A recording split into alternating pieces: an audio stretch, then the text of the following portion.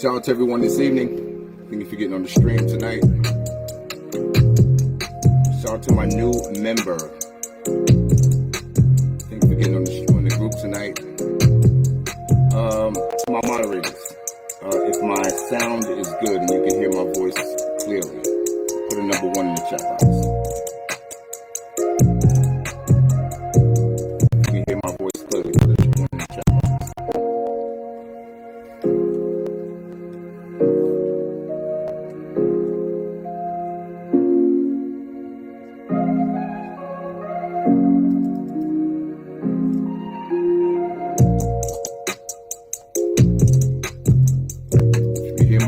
Clearly, put a 1 in the chat box to my moderators.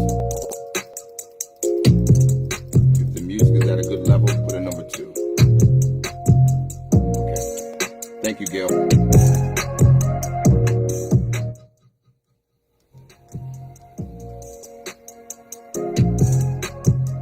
Thank you. Okay, can you hear my voice well?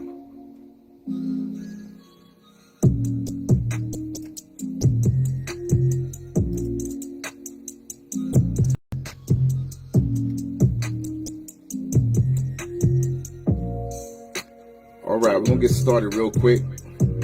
Thank you for all of you that got on the stream tonight. I realize it's a little late, and you probably have to get ready or prepared for your day tomorrow.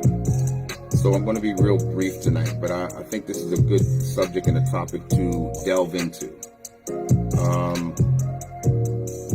You see the subject tonight. The subject is, if the man despises the woman, he will never care for the children. And this is a fact. Unfortunately, this is absolutely a fact. But I want to delve into the reasons why that's surrounded and deal with some of the stereotypes that black men are pegged with as it relates to children that he fathers and the women that he fathers those children by. The stereotypes of black fathers as absent and black children as fatherless was first introduced over about 50 years ago. And it has, like many other racial stereotypes, it's refused to die. It's been a long-going stereotypical statement.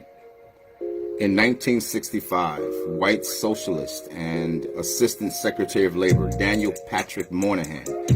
Some of you that may be a little younger, you may not be familiar with Patrick Monahan and the Monahan Report. But his report was entitled The Negro Family, The Case for National Action. This report claimed that increasing rates of out-of-wedlock births and single-mother homes among African Americans signaled the coming destruction of black families. Well, we can see that report is not too far off, because if we look in our community right now, we can see that according to the facts, data, and statistics, that 85% of all black homes are headed by a single parent, a woman. And it indicates also that a man was at some point present. But we can see that the Monahan Report wasn't that far off in terms of what the future looked like as it related to the black family. This report claimed that the increasing rates of out-of-wedlock births and single-mother homes of African Americans signaled the coming destruction. Listen to this: the coming destruction of black families. And these trends were to blame for many of the issues facing the black community in America. And the report since that time has been roundly criticized, meaning everybody has criticized and tried to debunk what he said. But those of us that are black, we can see in our community that report wasn't far off. Okay, today 70% of black children, and I will say this, that percentage has gone up. We're looking at 80 to 85% now at this point, of black children are born to parents who are not married. Rates of out-of-wedlock births have, of course, increased among all races since 1965.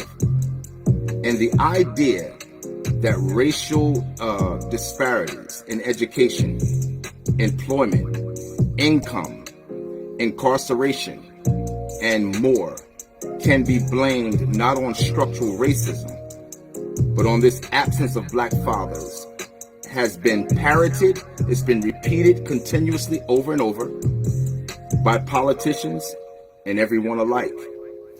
Even black public figures have shared these statistics. And for example, our former president, Barack Obama, in 2008, during a Father's Day speech, this is what he had to say. He said that more than half of the black children live in single-parent households. Children who grow up without a father are 5 times more likely to live in poverty and commit crime, 9 times more likely to drop out of school, and 20 times more likely to end up in prison. They are more likely to have behavioral problems or run away from home or become teenage parents themselves. And the foundations of our communities are weaker because of it. And we can bear witness to that in looking at our communities, no matter where we are, whatever state, whatever town, whatever city, even outside of the borders of the United States, where black communities exist, in the UK, in Africa, and no matter where we are, this problem exists. However large or however small, it still exists. And it comes from a lot of different reasons. We could talk about those reasons. Talking about those reasons would take until tomorrow morning and would not exhaust the subject. So I'm just going to touch on just a few. And again, I thank you all for getting on the stream tonight. For those of you that don't know, my name is Charles Chambers. This is another stream of Let's Talk About It. And again, shout out to the new group members that came on tonight. The truth, fathers are more involved. Let's talk about that. Because the narrative is that black men are just fathering children and not taking care of their children. Well, you've heard me say, many of you that have watched my streams over time, you've heard me say many, many times that the facts, data, and statistics debunk that narrative. Why? Because 51% of us in this country are single and childless, which means if you're looking at those numbers at 51% that are single and childless, you have to also then go into what the stereotypical statement is, that black men are fathering children and just walking away from them. 85% of black homes are fathered by a single parent. All right? That means if you're looking at 51% of black men that are single and childless, that means 20% of the population of black men are fathering the 85% of children that are born to a single home. So that debunks that theory. Is it that black men are walking away from the children that they father? No. Is that the narrative? Is that the truth? Absolutely not. Let's continue. Again, we can equate the number of unmarried dads to the number of fatherless children. First of all, marriage rates don't necessarily reflect the number of black fathers living with their children. They don't. The majority, which is 2.5 million of around 4.2 million, do live with their kids, even if they're not married to their partner. And second of all, according to a 2013 report. Now, mind you, this is a 2013 report, which means that report could be significantly different. Every facts, data, and statistics that is highlighted, there is a 10-year span between the new updated version of that report. Just understand that. But the 2013 report by the CDC indicate that black dads, whether they live with their children or not, are more actively involved with their children's lives than their counterparts of other races. For example, the CDC reports that black fathers who live with their children are more likely than fathers of other races to provide physical care for their young children, read to their children, and help their children with their homework, all on a daily basis than fathers of other races who also cohabit with their kids. The report also reveals that among dads who don't live with their children, black dads are more likely to be involved in care, including reading to their children, helping them with their homework, talking to them about their day, and taking them to activities than Hispanics or white dads who live apart from their kids. Non-residential black fathers are also the least likely to report that they're not at all involved in the care of their children, including bathing, dressing, changing diapers, and playing with their children. Now, here's the thing. If the man despises the woman, he will never care for the children, which is the subject title tonight. Everyone knows that African Americans have very high rates of single-parent families, but they disagree about why this has occurred. There's an up and down disagreement about why it occurs. Okay? If you think African Americans, or black men in particular, have always had a lot of out-of-wedlock children, you risk being called a racist, unless you quickly add that families are not important to children, in which case may be called either a progressive or a fool. If you think slavery caused the problem, which I hear that narrative a lot, if you think slavery caused the problem, you will be reminded that post-American society put endless roadblocks in the path of black family unity. If you think welfare caused the problem, which is what I also hear, you must deal with the charge that illegitimate births appear to have risen much faster than welfare payments. All right? And in an event, you are insensitive to the economic problems African Americans must face. This is a fact. Now, why is that important? Why is that important? That's important because, again, the subject title tonight, if the man despises the woman, he will never care for the children that he fathers. Ladies, I will tell you, the dynamics of why black men act out the way they do as it relates to family and children is so complex. It's complex on both sides, be it black men that you desire to have, and it's complex as it relates to you, sisters, who we desire to be with. It's very complex. When we get to the point where we can understand that we have been indoctrinated with a mentality that makes us devoid of the importance of family, devoid of the importance of what it is to be a father, what it is for you in respect to what you're naturally designed to be, which is a mother. The absence of that information causes and creates the whole problem that we see.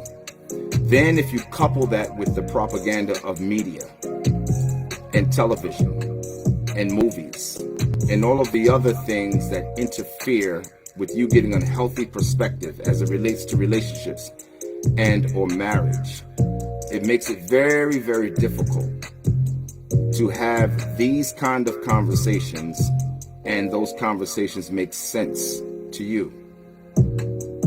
I will tell you this. The whole idea, if I were to sum it up in small words, in a small sentence, the only reason for marriage and childbirth, where a man is concerned, is for him to create legacy. That's what it's all about. It's for him to create legacy. It's for him to further himself into the future. But herein lies the problem. Many of us, black men, we have not been told, nor have we been taught what it is to father. Most of us, like I said earlier, we've come in from a single parent home. Coming from a single parent home does not give a young man the tools necessary. Not the healthy tools, no. We don't get the healthy tools of what we need going forward as it relates to relationships, much less marriage. We've watched our mothers by themselves with no male presence. Most of us, our introduction to male presence was either on the street, on the block, at school, and for some of us, our first male authority that we encountered was in college, if we went to college. It was with the professor. This is where we found it.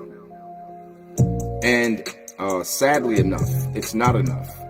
Many of us outside of that, we watched our parents have multiple relationships. Those multiple relationships, the encounters that we experienced were not from a healthy perspective, but in fact, what a lot of men have done and what a lot of men did was they did the bare minimum of showing attention to the child who in fact was not theirs, but they were interested in your and my mother.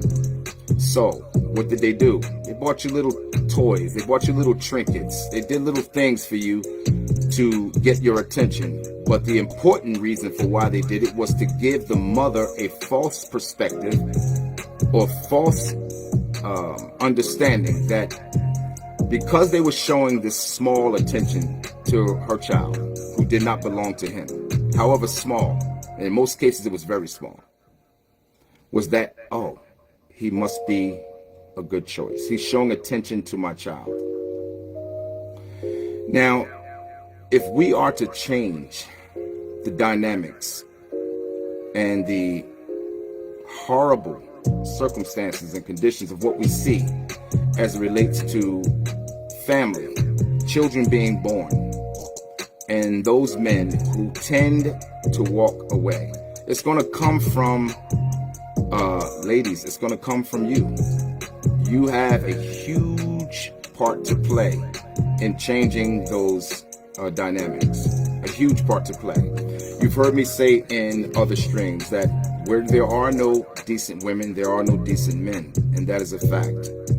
You will find no decent men where there are no decent women. Why is that important? Like I said in so many other streams, it's because you are the first teacher. You represent the first line of defense as it relates to passing the culture down. As it relates to passing the culture down. Where we have fallen off the rails as a community is because the culture has not been passed down.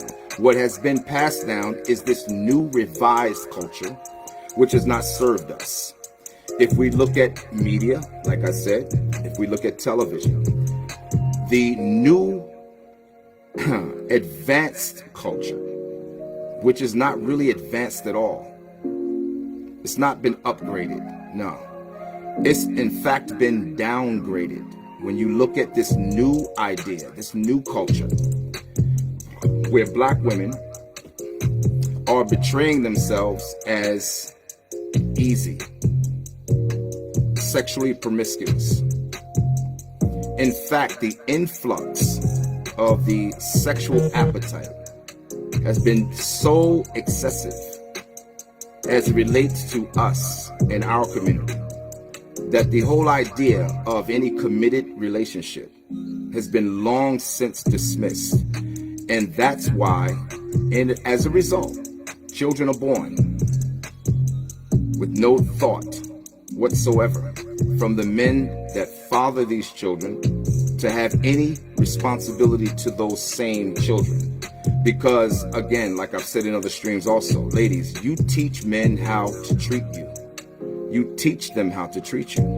So if treating you according to the positive, I should say the new narrative about how to treat you is to how you carry yourself, meaning your hair, or what you do to yourself in terms of changing your physical appearance, and in terms of how easily it is to access you physically.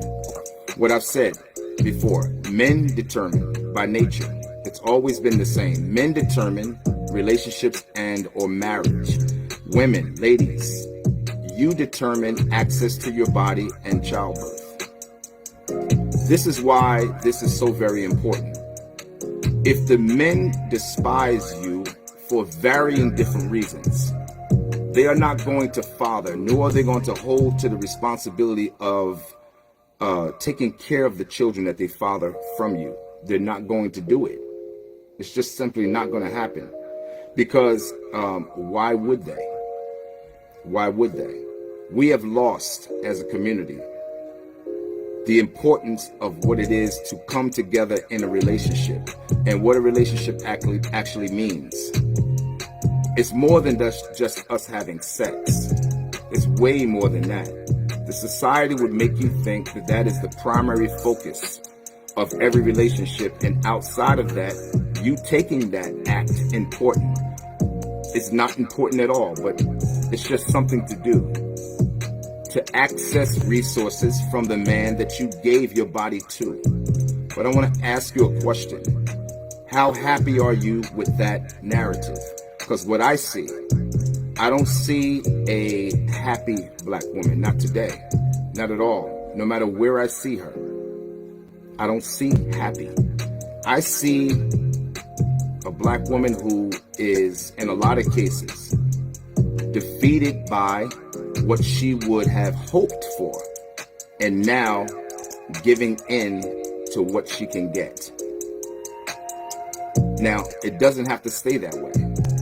I will tell you this. If we can get past, at some point, and we must get past, the modern mentality, the modern idea, and the modern concept of what relationship truly means, and what marriage truly means, and what it means to have a meaningful, cohesive relationship beyond the cosmetic coverings of what the modern woman has believed is what attracts a man. If we can get past that, at some point, I don't know if it'll happen in my lifetime, I don't know if it'll happen 10 years from now, I don't know when it'll happen, but I will tell you this. If the future of our communities is an important thing to any of us, black men and black women, then what we have to do is realize that if it continues the way it's continuing today, it's not sustainable. It is not sustainable. No. The whole idea, the WAP mentality with Megan Thee Stallion, it's not sustainable. The whole idea of a Cardi B, it's not sustainable. The whole idea of this ultra-sexual society and this mentality that has so poisoned our women, black women, so poisoned you. And as a result, it's poisoned us. Black men are so poisoned by this culture and by this modern thought process today that it leaves very little room for, in many cases, hope. It leaves not a lot of room for the hope of relationships, meaningful relationships and or marriage. You don't see it. You don't see it. Every woman is approached the same way today. Approached with a fun thing to do. Not with any concrete sincerity about meaningful relationships. Not at all. You got brothers getting passports to go overseas to try to find something that they don't believe they can find here. And I will tell you, there is no solid, concrete reason for why they believe that should be true. Why? This mentality, this modern thought process has diseased and affected the whole planet where women are concerned. So it's not going to change whether you get a passport. It's not going to change whether you go overseas. It's not going to change at all. But my focus is specifically with us, the black community, and you, my sister, black women, is to, if you can, get out of the mindset. Because, again, you control access to your body, and you control access, you control childbirth. You control that. You control that. Without you, we don't exist physically. We don't exist. And because of that, that's what makes it more important to take what I just said extremely important. Men that despise you for whatever reason, based on societal thought processes, media, television, and the narrative, and the sexualization of women, black women in particular, is the reason why you are not taken serious. That whole mindset, this modern woman's mindset, has poisoned black women in such a bad way. The whole idea, I don't need a man, and I can do it all by myself, and I am woman, watch me roar. My strength is now defined by what I've accomplished financially, what I've accomplished materialistically, but yet that same strength is devoid of the intangibles. What are the intangibles? The intangibles is for you to be a fit and feminine woman, to be non-combative and non-confrontational and easy to get along with, a great experience for a man that would give him all of the reasons necessary to want to keep you. And I'm talking about a man who is marriage-minded. And I know many of you say, well, I can't find no good man. There's no more good men out there. I will tell you this, they're there. They are there. The reason why men can't identify a good woman is because the good woman has to be dressed in red dress in a room of white, which would make her stand out. The question is, what about you makes you stand out to the men that you want? And for you, brothers, what is it about you that makes you stand out to the women you would desire to be with? And it's not going to happen because of a wish. Not at all. It's not going to happen because of a desire. It's going to happen because of the work involved.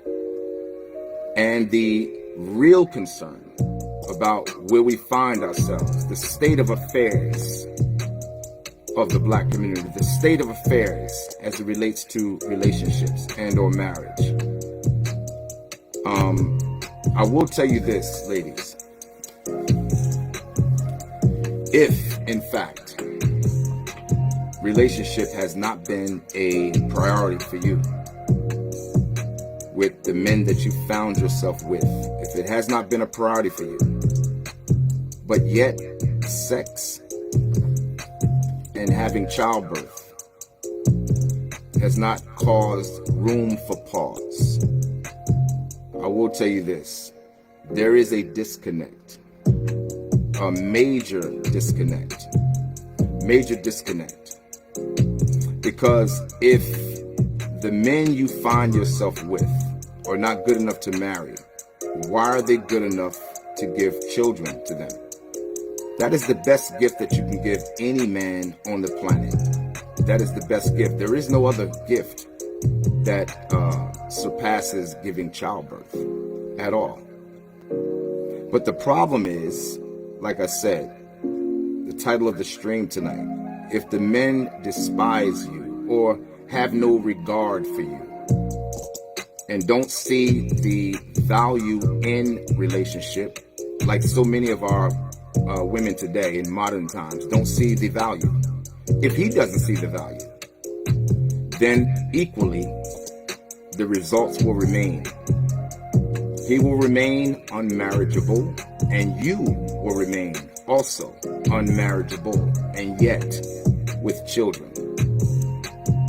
But even under those circumstances and under those conditions, you expect him to act out traditional roles, traditional behavior,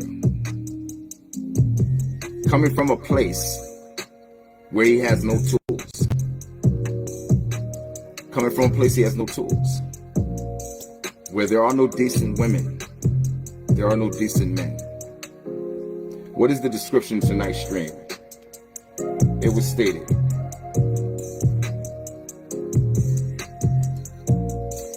in tonight's stream, it says, ladies, if the man you gave children to never saw you as a priority, or despised you for whatever reason, and the reason may vary, the reasons may vary, he will never care for the children he fathers, nor will he financially attempt to care for the children at all.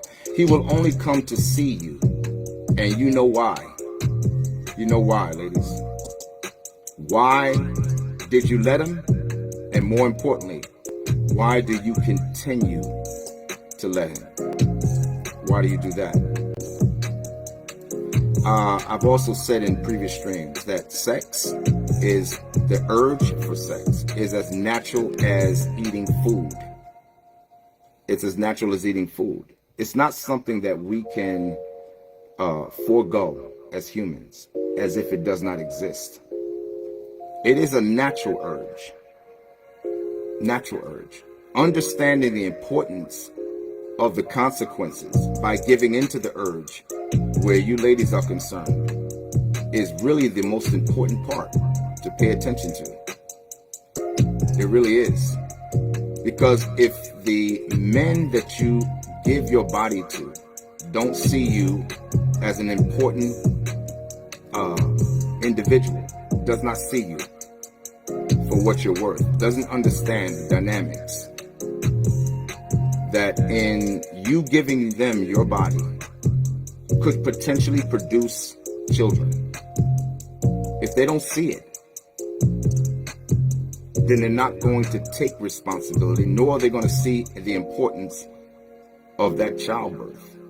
They're not going to see it. They can't see it if they never saw you. If all they saw when they saw you was sex and a feel-good moment, they're never going to see the results of that act. If in fact children are born, they're never going to see it. Ever. You can't convince them of it. They're just simply not going to see it. The work that's necessary on both sides is so extensive that it can't be explained, nor can it be itemized in one stream, and it can't be certainly itemized in my stream or anybody's stream. It's going to take some time to get this brainwashing, I should say, that has caused our community to be so disfragmented as it relates to relationship. So many black women, because of this new idea, this new modern mentality, have already subjected themselves to a life of being alone. Some of you that watch my stream, you've heard me say in other streams that according to the facts, data, and statistics, blackdemographics.com, by black people, for black people, and according to the U.S. Census Bureau, that 1 in 4 black women will marry in a lifetime, which means 3 will die alone. 3 will die alone. And then, as a result of the failure of understanding the importance of relationship, here's the other narrative. Here's what's been pumped into the atmosphere for you ladies. To believe that I'm living my best life alone. Here's the other narrative. I'm single by choice. I've heard both of those narratives so many different times. And it's like a person who has been defeated, but instead of taking accountability for their defeat, they use another conversation that is more acceptable to them. It makes more sense to say it. You know, it may not be the truth at all. It's just a conversation that just sounds better, and it feels better to say it. Truth be told, it just feels better. But it's not rooted in reality. It's not rooted in reality at all, whatsoever. I've said in so many other streams also, we are better together than we are apart. And we are. There is no such thing as a meaningful, productive community without meaningful relationships and or marriage. It does not exist. That is the foundation of community. You and I together as a family. That is the foundation of community. Absolutely. It's never been different. It's still the same today. And until we get to the point where we see the importance of it, I believe, ladies, you're going to continue seeing the same outcomes over and over again as it relates to relationships. Because if the men who see you, again, don't see the value in what a woman represents and what black women represent, they're never going to treat you according to the level of value that you absolutely have. But how can they see that value if everything about your behavior and everything about how you act and conduct yourselves totally blurs the true value? If you're sold to what you see on television, if you're sold to what you listen to on the radio, if that's what you're sold to, how can a black man see the true value? They can't. They can't see the true value.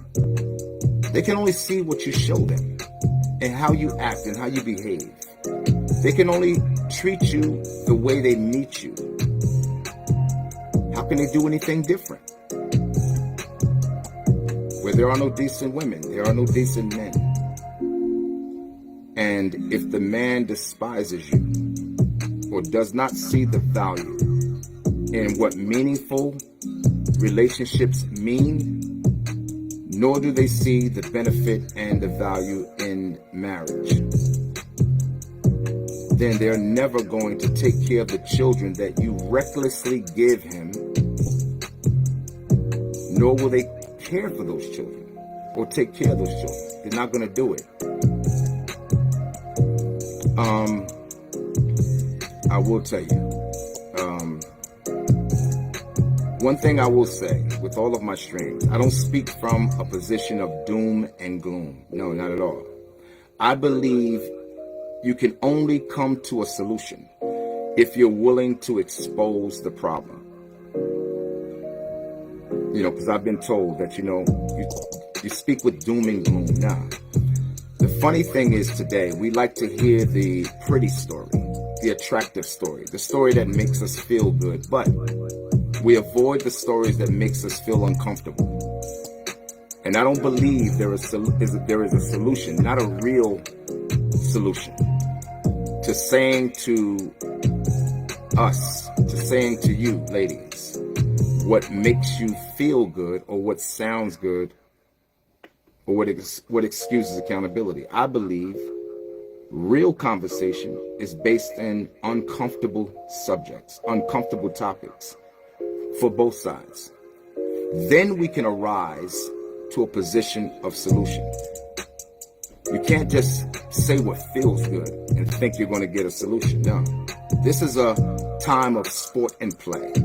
This society is so indoctrinated with sport and play that to say anything that causes us to think or that causes us to take real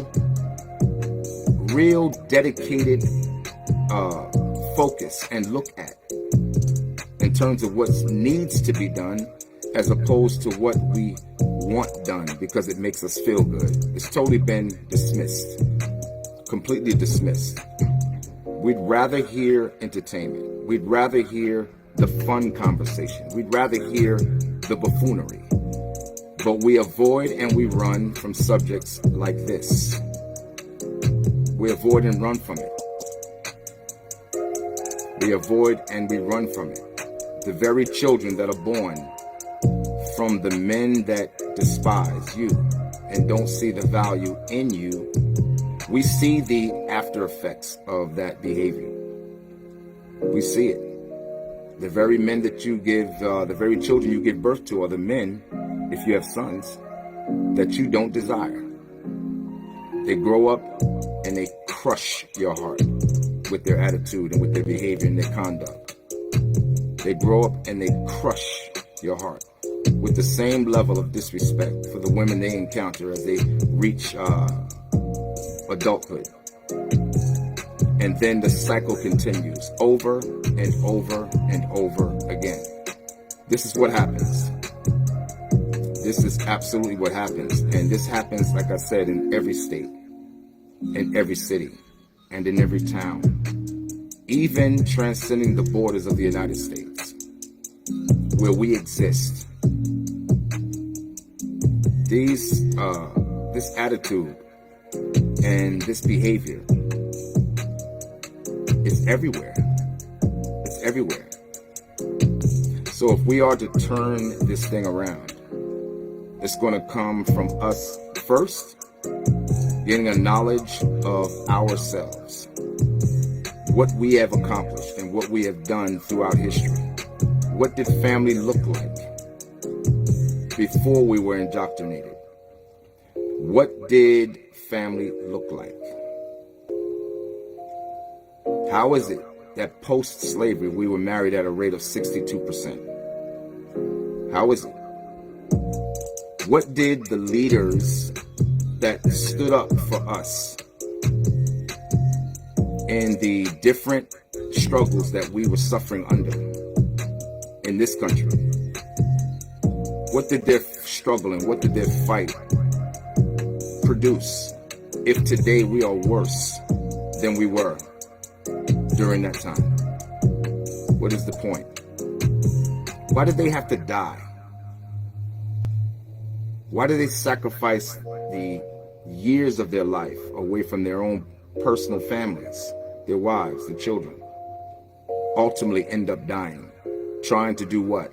Trying to talk to us, trying to talk to black men, trying to talk to black women as it relates to us and the dysfunctions we were experiencing and the outright racism that we were experiencing, discrimination, and the list simply goes on. But why did they have to die if today we reflect nothing that they fought from? In fact, we are worse today.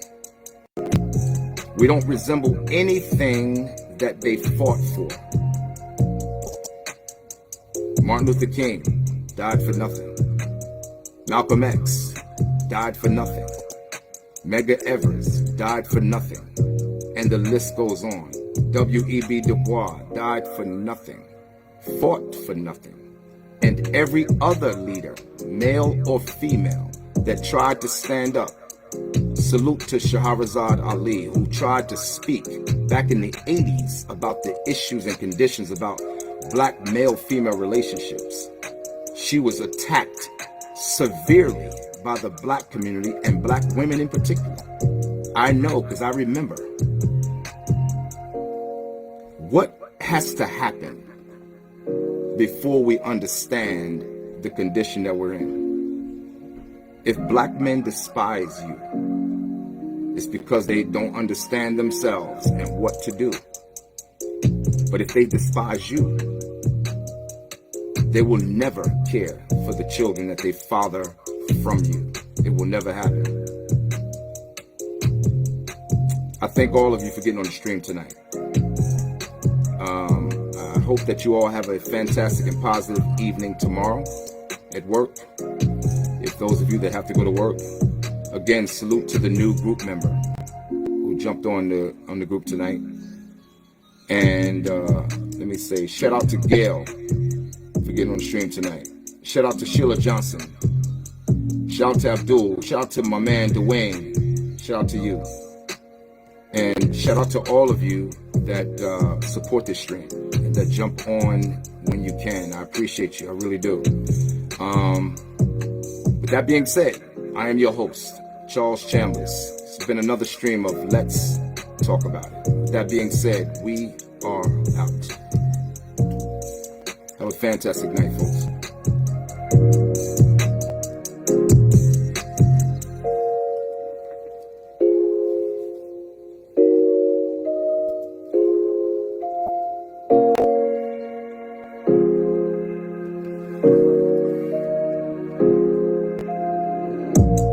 Have a good night.